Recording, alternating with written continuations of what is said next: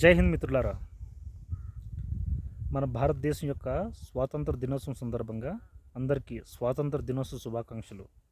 ఈ సందర్భంగా భారతదేశం గొప్పతనం కోసం కొన్ని విషయాలు మనం తెలుసుకుందాం. ప్రపంచంలో ఇస్లాం దురాక్రమణ జరిగిన కొద్ది సంవత్సరాలకే ప్రపంచ దేశాల యొక్క సంస్కృతులు నాశనం అయిపోయిన సమయంలో వేల సంవత్సరాల ఇస్లాం దురాక్రమణను, వందల సంవత్సరాల బ్రిటిష్ వాళ్ళ యొక్క దొంగ పాలనను తట్టుకుని నిలబడిన ఏకైక జాతి నా భారత జాతి. అంతేకాకుండా ఎప్పుడైతే ప్రష్యన్స్ మీద విదేశీయులు దురాక్రమణ చేసిన తర్వాత ప్రష్యన్స్ చెల్లాచెదరైపోతే ప్రపంచంలో ప్రష్యన్స్ని ఎవరైతే ఇప్పుడు రతన్ టాటా వాళ్ళ కుటుంబం ఏదైతే ఉందో వాళ్ళని హక్కును చేర్చుకున్న జాతి నా భారత జాతి.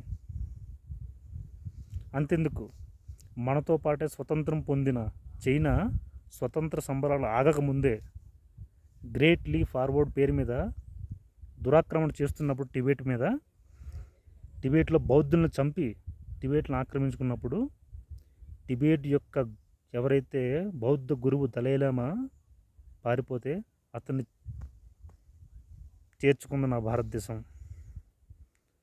అంతెందుకు, ఈ మధ్య బంగ్లాదేశ్లో